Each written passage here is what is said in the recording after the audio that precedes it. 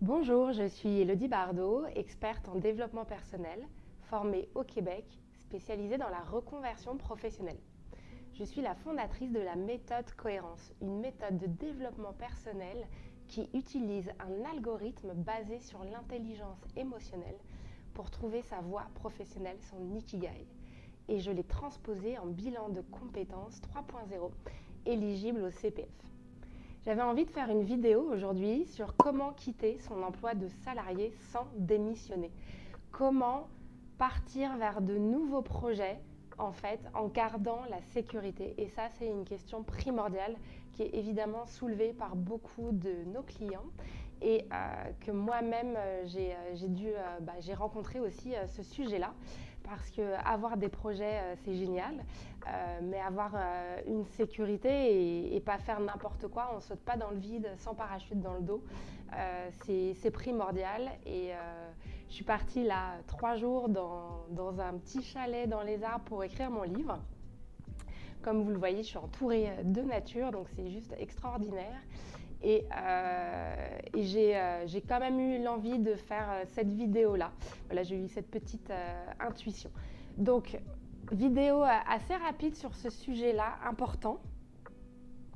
La première des choses, c'est de vous transmettre ce que j'ai appris en PNL. Ça s'appelle la méthode sandwich. Parce que la clé de ce départ, ça va être comment je l'annonce à mon supérieur, à mes responsables. Et la manière dont ça va être pris par lui, par elle, ça va engendrer un peu la suite. Et il va y avoir une gestion d'ego pour cette personne-là. Parce qu'on le sait, moi je l'ai vécu, je l'ai vu autour de moi, tellement de personnes qui ont peur de dire à leur patron, je pars. Voilà, c'est un déchirement, ils ne savent pas comment faire et ça va être mal pris. Et c'est clair. C'est clair que ça peut être mal pris sur le moment, mais ne mettez pas trop d'enjeux autour de ça parce que ça, c'est votre choix, c'est votre vie. La manière dont la personne va réagir, bah, ça va être sa responsabilité à elle, c'est pas la vôtre. Votre responsabilité à vous, c'est de transmettre un message, d'expliquer pourquoi vous voulez partir, où est-ce que vous en êtes dans votre vie, et de le faire avec le plus de bienveillance possible. Voilà. Après, la personne, si elle le prend mal, ça va être lié aussi à sa vie à elle, à sa perception des choses. Et ça, vous ne pouvez pas contrôler ça.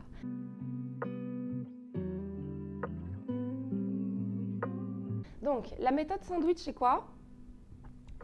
C'est simple, vous vous imaginez le burger, les 2 pains burger, l'un au-dessus de l'autre, avec la tranche de viande au milieu. Donc, on commence par le positif, le négatif, le positif. Concrètement, j'ai accompagné pas mal de personnes dans cette transition. Et un exemple qui me vient avec une cliente, c'était de dire, voilà, ce qu'elle me disait, c'est pas possible, ça fait 10 ans que je travaille avec lui, ça va être l'horreur, son contrat, c'était un peu compliqué. Du coup, elle pouvait vraiment pas se permettre que ça se passe mal. Et je lui dis, ok, tu commences par tout ce qu'il t'a apporté pendant ces 10 ans, parce que tu n'es pas la même personne grâce à lui. Qu'est-ce que ce travail-là t'a apporté? Voilà, tout ce dont tu es vraiment reconnaissante et que tu le remercies mais infiniment. Et il ne faut pas mentir, il faut parler avec le cœur, donc c'est sûr qu'il y a du positif, même si vous n'en pouvez plus là aujourd'hui, il y a quand même du positif de cette expérience. Vous avez appris des choses, ou l'équipe avec laquelle vous avez travaillé, voilà, ça c'est du positif. Même si votre relation avec votre patron s'est mal passée, ça c'est autre chose. Mais il y a quand même du positif, c'est obligé. Donc on sort le positif et quand on a une personne avec un ego extrêmement fort en face de soi, ben là ça va être très important de le brosser dans le sens du poil. On ne rentre pas dans la manipulation, mais il va falloir quand même commencer une discussion et qui soit à l'écoute. Et les personnes égotiques, elles vont avoir besoin que vous les reconnaissiez et qu'ils se rendent compte à quel point ils ont été ils vous ont apporté quelque chose. Donc on commence par ça. Ensuite, le négatif, c'est dans le sens, bon bah voilà, maintenant j'ai des nouvelles envies, j'ai évolué. C'est ça vraiment que j'explique, c'est ne dites pas à votre patron, ce job, j'en peux plus, c'est de la merde, je m'ennuie, ça n'a pas de sens, vous ne vous rendez pas compte de ce que vous nous demandez, on prend les clients pour des imbéciles, on vole l'argent. Ok, ça fait partie de la réalité, mais c'est peut-être pas ça qu'on va mettre en avant là tout de suite. Plutôt axer le fait que vous vouliez partir, pas sur lui, pas sur son entreprise, sur vous. Voilà, il faut retourner les choses. On dit d'ailleurs qu'on n'accuse pas, c'est pas le tu. On pointe pas la personne, on va tourner vers soi. Donc là, on va inverser et c'est vers soi. C'est voilà, moi j'ai évolué, j'ai des nouvelles envies, j'ai des nouvelles valeurs. J'ai travaillé sur moi, j'ai fait de l'introspection, j'ai même effectué un bilan de compétences, je me suis fait accompagner par un professionnel. Je réalise que là, aujourd'hui, j'ai besoin de faire autre chose. Donc c'est lié à moi. Je souhaite donc qu'on interrompe notre collaboration et voir comment on peut faire. Et là, on remet une couche en dessous de positif. Vraiment, j'insiste, cette expérience, ces années-là, elles m'ont beaucoup apporté. Je le vois au niveau de mon organisation, je le vois au niveau de ma rigueur, de l'esprit d'équipe, du management, voilà, toutes ces choses-là. Donc, on referme en fait, on referme ça. Alors, on est plusieurs et il y a beaucoup de personnes qui ont très peur de la réaction du patron. Comment on fait? Et il y a des personnes qui aussi sont très mal à l'aise à l'oral et à se dire je suis pas capable, je vais trembler, j'arriverai pas à dire ce que je veux.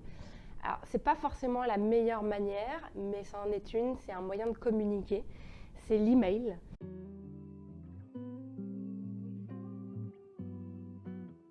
Et c'est tout ce que je viens de vous dire, bah, en fait, c'est de l'écrire.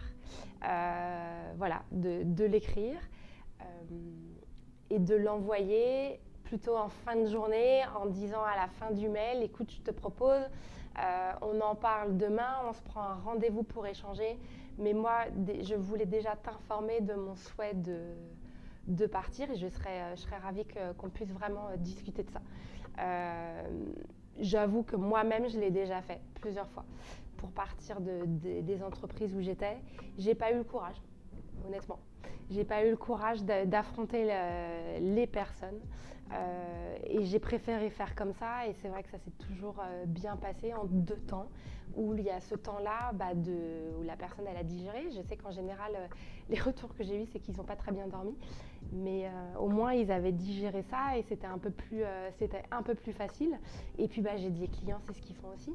Et c'est vrai que ça se passe pas mal dans ce cas-là.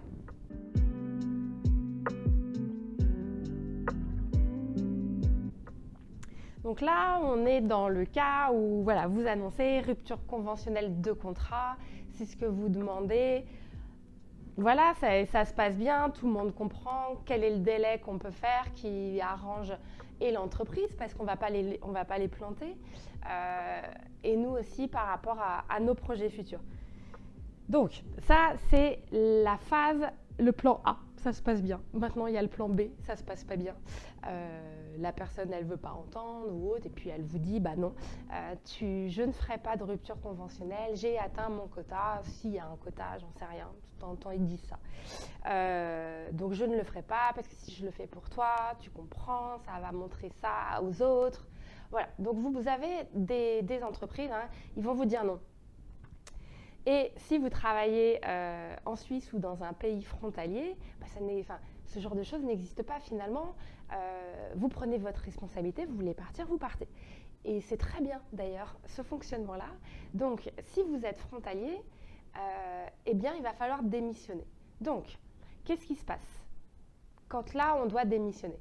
Démissionner, se retrouver sans rien, c'est très dangereux. Moi je le recommande à personne. Il y a ce qui s'appelle le dossier démissionnaire chez Pôle emploi. Donc renseignez-vous, appelez-les.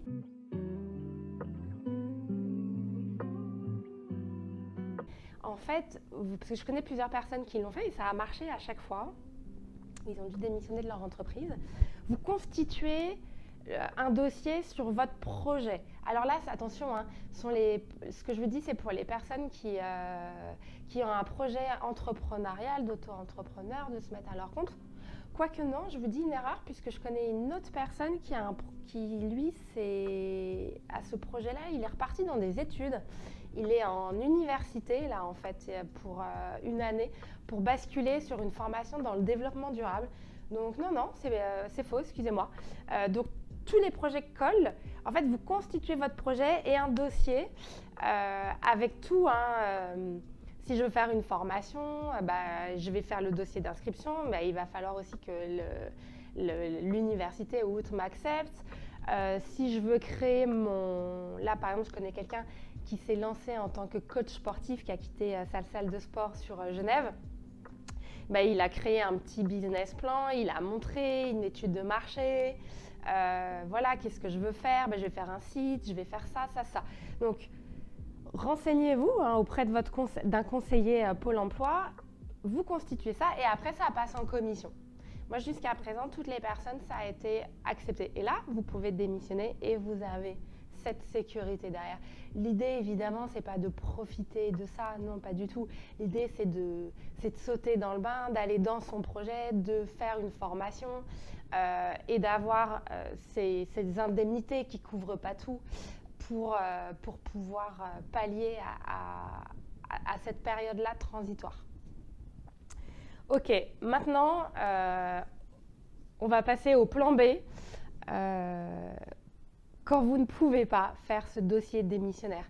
Et là, je vais vous dire que ça peut exister et c'est incroyable, les cordonniers sont les plus mal chaussés. J'ai 2 clients qui ont fait la méthode cohérence, qui ont un projet vraiment bien ficelé derrière, qui ont d'autres envies et vous savez quoi, qui travaillent chez Pôle emploi. Donc je ne vais pas dire dans quelle ville, mais j'en ai 2.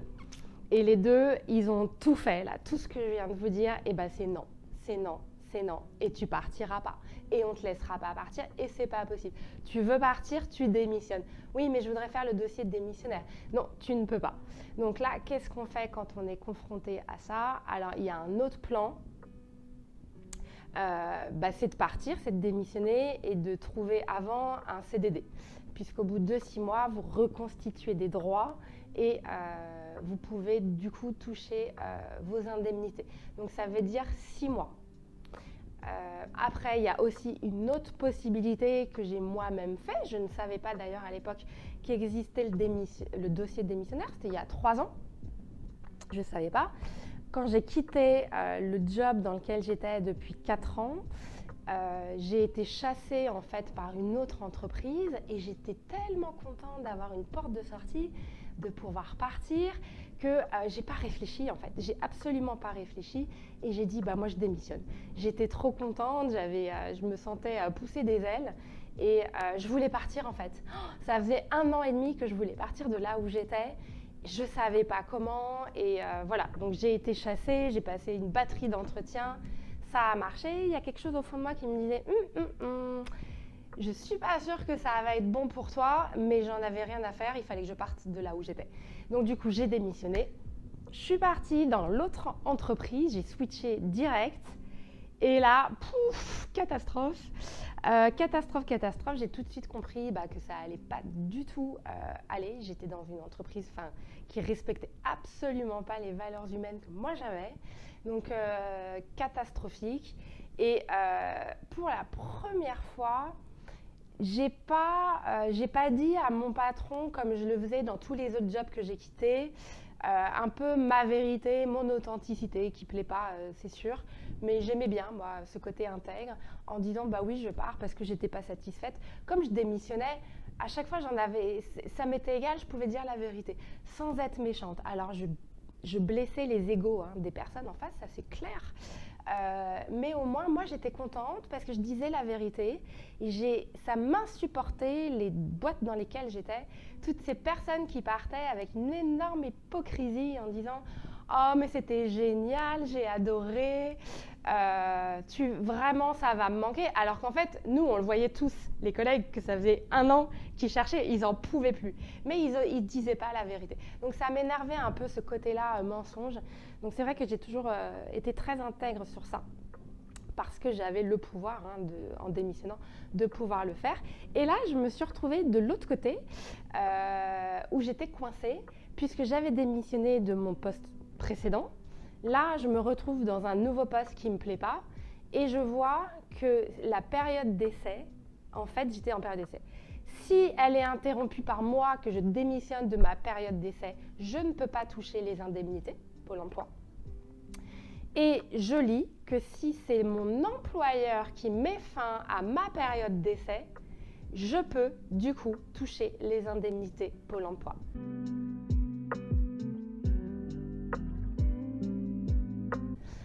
Donc, qu'est-ce qui s'est passé? Je n'avais pas encore fait ma formation PNL. Je ne connaissais pas la méthode sandwich. Qu'est-ce que j'ai fait? J'ai été voir mon patron.